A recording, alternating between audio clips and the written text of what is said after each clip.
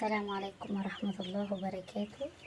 بسم الله الرحمن الرحيم، والصلاة والسلام على أشرف المرسلين سيدنا محمد وعلى آله وصحبه وسلم تسليما كثيرا إلى يوم الدين.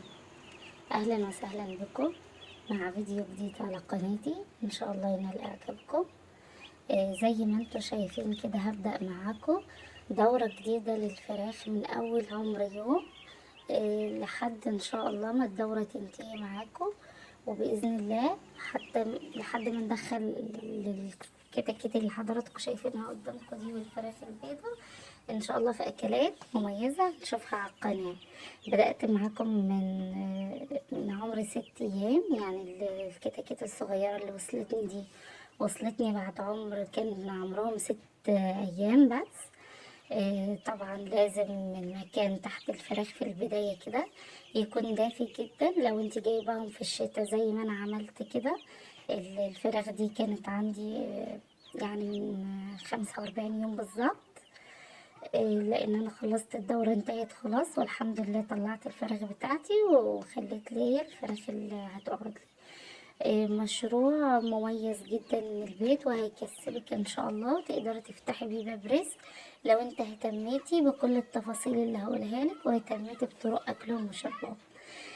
زي ما انت شايفة كده لازم المكان اللي يكون تحتهم يكون مكان محكم وكويس جدا، يكون مفروش كويس جدا، واهم حاجة يكون نظيف. تهتمي باكلهم وشربهم. المية تحطي فيها زي ما انت شايفة المية اللي انا حطاها دي. طبعا من عمر 6 ايام تبدأي بالخلطات دي عشان ما يبقاش تقيلة على عمرهم على معدتهم. لو انت جايباهم من عمر يوم، يعني الخلطات اللي انتوا شايفينها دي ابتداء من عمر 6 ايام انا بدأت احط الخلطات. الخلطة دي عبارة عن ايه؟ عبارة عن معلقتين كركم وبصل وتوم، طبعا بصل وتوم ايه فريش. زي ما انتوا شايفين كده الكركم هنا زي حاجة مهمة جدا جدا للفراخ، لانه بيبقى قاتل للسموم او مضاد للسموم، يعني ما بيخليش اي حاجة في معدة الفراخ بتاعتك تكون وحشة، وبيحافظ لك على الفراخ بتاعتك كويس جدا جدا. الكتاكيت البيضة الصغيرة دي عايزة اقولك وانت بتختاري الكتاكيت عشان الدورة تنجح معاكي لحد اخر يوم ولحد ما تنتهي، لازم تكون فرزة اول، لان في فرز تاني وفرز تالت مش هيكبر معاكي. لكن تختاري من البداية الكتاكيت بتاعتك تكون فرزة اول وكويسة، هتاخدي حاجة ممتازة جدا. وهنشوف مع بعض ان شاء الله في لحد نهاية الفيديو. بتمنى منكم بس دعم القناة ورفع الفيديو وتعليق حلو منكم. لو اي سؤال في التعليقات هرد عليكم. انا ما حبيتش انزل لكم زي ما الناس بتعمل الدورة كل يومين 3 عشان اكسب لايكات او فيديوهات، لا، انا منزله الفيديو ده دورة كاملة للفراخ. ان شاء الله هقسم الفيديو على يومين، على فيديوهين، يعني لان انا لحد ميعاد ذبح الفراخ وانا معاكم يوم بيوم ان شاء الله. وهنشوف الخلطات والتنظيف وكل حاجة هنشوفها مع بعض في الفيديو ده بإذن الله. هنا زي ما انتوا شايفين كده، قلت زي ما قلت لكم تهتمي بالخلطات من عمر 6 ايام. طب ليه من عمر 6 ايام مش من عمر يوم؟ عشان ما يبقاش تقيل على معدتهم. زي ما قلت لكم الخلطات في البداية بتبقى حاجات بسيطة جدا، ما تدخليش زي ما الناس بتعمل كده حاجات تقيلة قوي.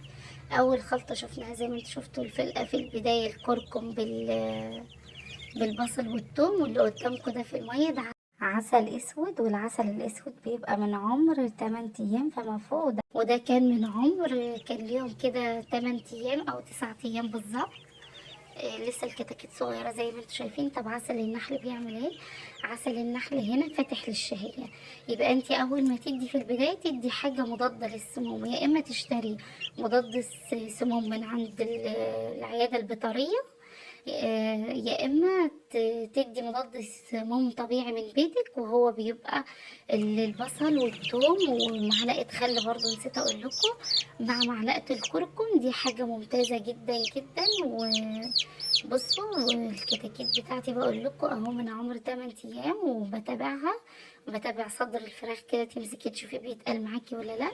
لربما يكون نوع العلف بتاعك مغشوش فمش هتستفيدي، فانت لازم تبقي انت اللي متابعه فراخك يوم بيوم.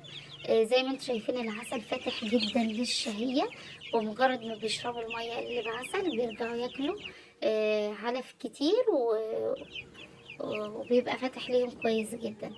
هنا بغير لهم القش اللي تحتهم ده او النشارة. في البداية كنت حاطة نشارة، بغيرها لهم بمجرد ما تتبل منك تغيريها على طول، لان ما شاء الله العدد كبير زي ما انتم شايفين. فكانت يوم يومين ثلاثة بالكتير وبغير لهم الحاجة اللي بحطها لهم، سواء نشارة سواء قش سواء شكاير. لو عندك قماش قديم مش عايزاه، المهم اي حاجة تدفي مكانهم وتحت رجليهم وتدفي لهم المكان. طبعا على اهتمام بالاضاءة كويس جدا، لازم تكوني مشغلة اللمبة الصفرة دي، لان هي اصلا هي اللي بتدفيهم وبتعمل لهم تدفئة كويسة جدا. لازم ثم لازم ثم لازم انك تهتمي بالمكان تحتهم وبتنظيف المكان.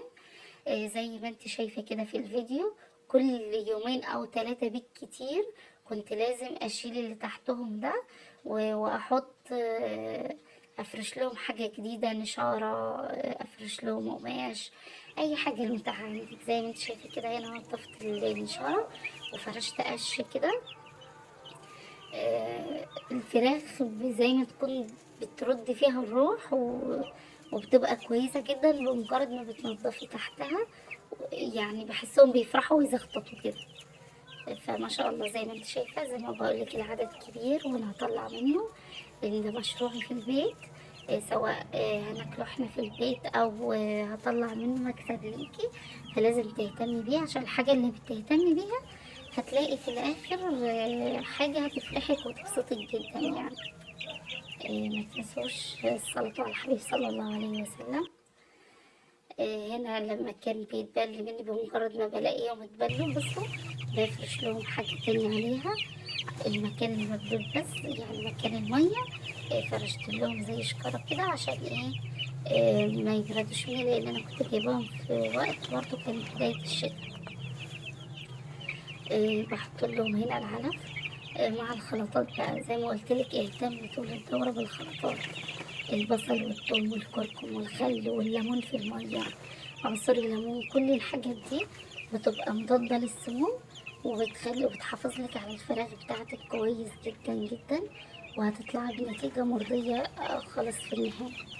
العسل الأسود زي ما قلت لك من عمر 8 أيام كده بيفتح شهيتهم وبيخليهم ياكلوا، يعني لدرجة انهم بياكلوا بشراهة يعني ما شاء الله.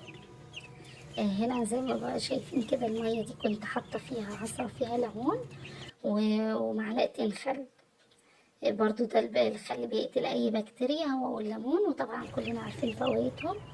الحمد لله يعني.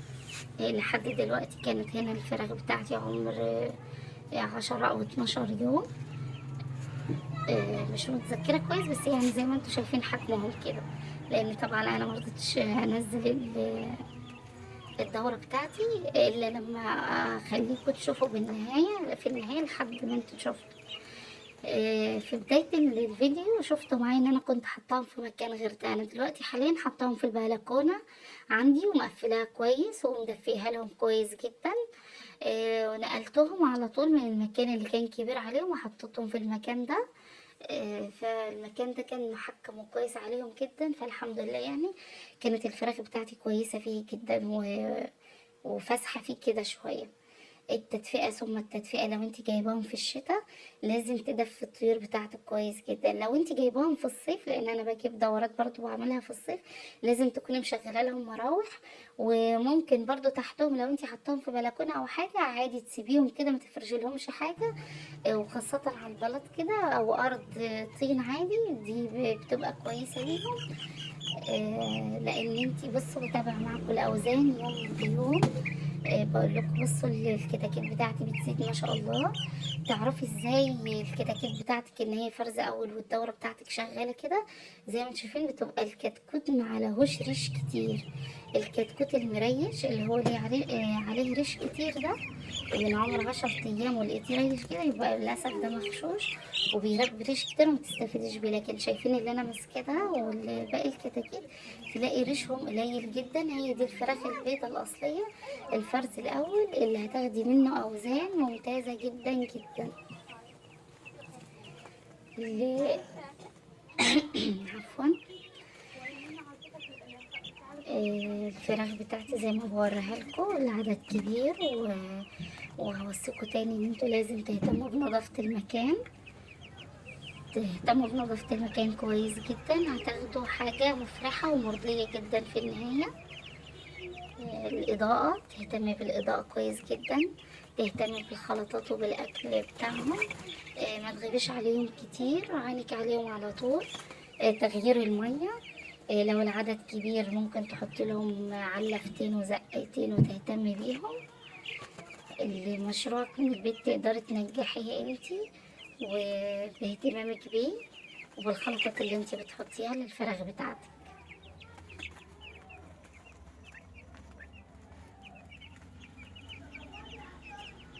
كنت بتابع معاهم الحمد لله يوم بيوم زي ما انتوا شايفين كده.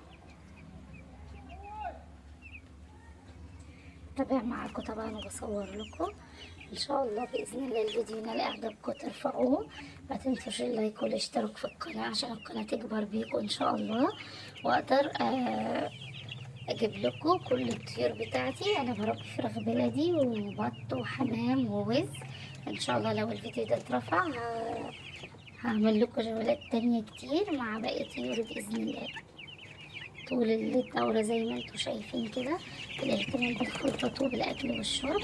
هنا كنت حاطة لهم الحلبة الحصى غلياها وحاطة المية بتاعتها على المية، وحبات الحصى بتاعت الحلبة هنا خلطاها على العلف. طب بتعمل ايه الحلبة؟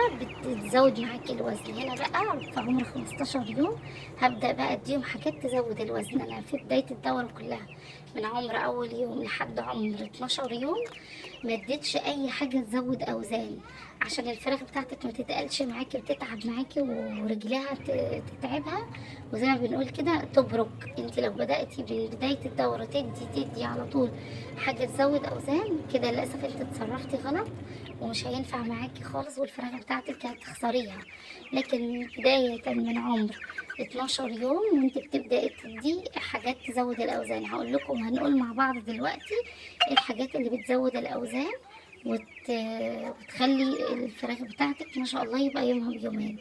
هنا ده تنظيف يوم جديد برضو، يوم جديد تاني. زي ما انتم شايفين الحمد لله الفراخ معاكم والكتاكيت بتكبر يوم بيوم. يعني ما شاء الله عمر الكتكوت بيبقى يوم بيومين زي ما بيقولوا.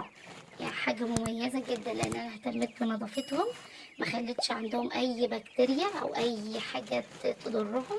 لان لو انت سبتي المكان تحتهم وحش او مبلول او طولت عليهم في التنظيف هتخسري برضو الفراخ بتاعتك، لان بيصيبهم امونيا كده بتيجي لهم في عينيهم فالكتكوت بيعمى فهيموتوا منك على طول بعد الشر يعني. لكن بالاهتمام بالتنظيف زي ما انت شايفه كده الفراخ بتاعتي يومها بيومين زي ما كنت بقول لكم كده. والله بياكلوا العلف وبحسه بيطلع عليهم كده على طول ما شاء الله. طبعا برضو من الحاجات المهمه الاهتمام بالعلف. في بداية الدورة لازم تجيبي لهم علف، اللي هو انت تروحي المعلف او المكان اللي بتجيبي منه عند العطار تقولي له عايزة علف لعمر يوم، عمر 10 ايام، علف بادي اللي هي كتاكيت لسه صغيرة. بعد كده بتجيبي لهم علف متوسط، لما بيكبروا معاكي بتجيبي لهم العلف السوبر. هنا لما بحس ان الكتاكيت بتاعتي مجهدة او اي حاجة بحط لهم خلطة الكركم بالبصل والثوم تاني، بعتها لهم مرة واتنين وتلاتة في الدورة عشان ما الاقيش عندهم اي سموم. في برضو علبة ازازة دواء في الصيدلية او في العيادة البيطرية تقدري تجيبيها، اسمها مضاد سموم، لو انت عايزة تجيبيها لهم. برضو لو حسيتي ان الكتاكيت بتاعتك سخنت منك او اي حاجة، في ازازة دواء برضو للسخونة تقدري تحط لهم تجيبيها، هي مش غالية، تقريبا ب30 جنيه، وتحط لهم منها. الاهتمام بالنظافة ثم النظافة ثم النظافة ثم الخلطات الطبيعية في البيت هي اللي هتخليكي تاخدي فراخ ما شاء الله وتبيعي منها كمان بقلب مليان. الفراخ بتوصل معاكي ل3 كيلو 4 كيلو أقل حاجة. وكمان لو قعدتيها فترة أطول من كده، لأن أنا بيبقى نهاية الدورة معايا على 45 يوم، مش بحب أقعد الفراخ بتاعتي أكتر من كده. بعد 45 يوم ببدأ أطلع من الفراخ بتاعتي، سواء هذبحها أو هبيعها. انتي عايزة مخليها ليكي في البيت وعايزة أوزان أكتر من كده، تقدر تخليها يومين 3 تاني كل يوم، ابتداء من بعد ما الفراخ بتبقى كيلو. كل يوم بيفرق جدا جدا في الأوزان، وما شاء الله بتحس ان يوم الفرخة لو كلت ربع كيلو علف بيطلع عليها ربع كيلو علف، نص كيلو نص كيلو. فانتي كل ما بتهتمي بفراخك، وزي ما قلت لك بتختاري لها العلف الكويس المناسب ليها، بتبقى كويسة. هنا المية كانت برضو برجع كده كل يومين او حاجة، بحط لهم مية صافية خالص خالص، بدون اي خلطات، بدون اي اعشاب، بدون اي حاجة خالص، عشان برضو الفراخ بتاعتي تبقى كويسة. لازم برضو من يوم للتاني تحط لهم مية صافية كده وعلف بس، بدون اي خلطات، عشان ما تبقيش انت بتدي الفراخ بتاعتك بتكبسي فيها لما الفراخ تتعب منك. لازم تنوعي ما بين كده وكده. ما شاء الله شايفين ده كان كده عمر 20 يوم. الفراخ بتاعتي كويسة جدا. هنا بقول لكم التنظيف ثم التنظيف، يعني كل 3 أيام بالظبط كنت بغير لهم النشارة اللي تحتهم، سواء نشارة ناعمة زي ما انتم شايفين في الفيديو كده، سواء نشارة خشنة، سواء قش، سواء شكاير، سواء قماش قديم عندك. كان في عندي كتكوت كده اللي انتوا شايفينه مقلوب هناك ده على الكاميرا، ده استمر معايا لبداية الدورة. ده هتقولوا لي عامل ليه كده؟ ده كان عيب خلقه فيه في جناحه، ما كانش بيقف معايا، فبصراحة كان معذبني طول دورة الفراخ دي، كان معذبني. ما صدقت وصل كده الكيلو ونص، ورحت خدته ذبحته على طول، لان انا اللي كنت باكله. اقعد ماسكاله العلف كده او اسنده عند العلافة لحد ما يخلص اكله، كان تعبني جدا بصراحة. فبمجرد ما كمل كيلو ونص رحت ذبحها على طول. هو كان عيب خلقه في جناحه، يعني جناحه معوج كده، فكان مايل على طول. زي ما انتوا شايفين كل ما الجو يتلج او يبرد معايا زودت لهم اللمبات، خليتهم لمبتين. الفراخ كل ما تكبر معايا بوسع لها المكان لبره اكتر. لو انتم ملاحظين في الاول كنت واخده لهم حته صغيره من البلكونه، دلوقتي بطلع بيها لبره بكبرها لهم عشان ما يبقاش المكان مزنوق عليهم. الفراخ بتاعتي نظيفه جدا، الخلطات شغاله ومستمره. لما بحس ان هم خدوا برد مني او اي حاجه وانا بنضف لهم او بغير لهم النشارة اللي تحتهم، بروح حتى بادئة بالخلطات على طول. البصل والثوم ده مضاد طبيعي، مضاد حيوي طبيعي كويس جدا للبرد. والثوم لو حسيت ان الفراخ بتاعتك بتسهل منك او اي حاجة، تقدر تحط لهم كمون في المية، تقدر تحط لهم شاي. يعني كل الخلطات الموجودة في البيت اللي احنا بناخدها لينا هي مهمة ليهم جدا جدا، تقدري تحطها لهم. ما اشتريت لهمش اي خلطات من الصيدليه ولا اي حاجه الا ازازه الدواء اللي هي بتاعه السخونه. انا كنت مصوراها الحته دي بس للاسف راحت. تروح العياده البيطريه او الصيدليه تقول لهم عايزه حاجه لسخونه الفراخ، لما تلاقي الفراخ بتاعتك سخنه. وده كان بيحصل معايا لما كان يبقى يوم جو برد او حاجه وانا بنضف تحتهم، فكان ممكن بس كنت برضو بلحق واحط لهم ادفيهم واقفل عليهم كويس، لان انا كنت مقفله عليهم طبعا ببطانيه تقيله وبمفارش تقيله، عامله لهم باب كده. انا بصور لكم دلوقتي والباب مفتوح، لكن بمجرد ما بقفل الباب بيدفوا كويس وبيبقوا كويسين جدا. ما شاء الله الفراخ على عمر 20 يوم أو 25 يوم بالكتير كانت الأوزان معايا ممتازة جدا جدا. الفرخة كانت واصلة معايا الكيلو. هنا إذا كنت بوريكم الباب اللي كنت بقفله لكم. بتمنى بداية الدورة تكون عجبتكم. فاضل فيديو واحد بس ان شاء الله هنزله لكم لحد ما انا ذبحت من الفراخ دي، وكمان عملت منها اكلات هوريها لكم ان شاء الله على القناة. ان شاء الله تعجبكم، ودورة الفراخ تكونوا استفدتوا بيها. الاهتمام بالنظافة زي ما قلت لكم تاني في نهاية الفيديو، واستنوا الفيديو القادم ان شاء الله. هو فاضل فيديو واحد بس، بعتذر لو الفيديو طويل، بس انا حبيت احطهم لكم على فيديوهين بس. انتظروا الفيديو التاني ان شاء الله بعد بكره بالكتير. هتشوفوا الفراخ بتاعتي كده لحد ما انا ان شاء الله الحمد لله ذبحتها ونضفتها، وهتعجبكم باذن الله، وهتكون النتيجه في الجزء الثاني من الفيديو مرضيه جدا. ما تنسوش اللايك والاشتراك في القناه، والسلام عليكم ورحمه الله وبركاته.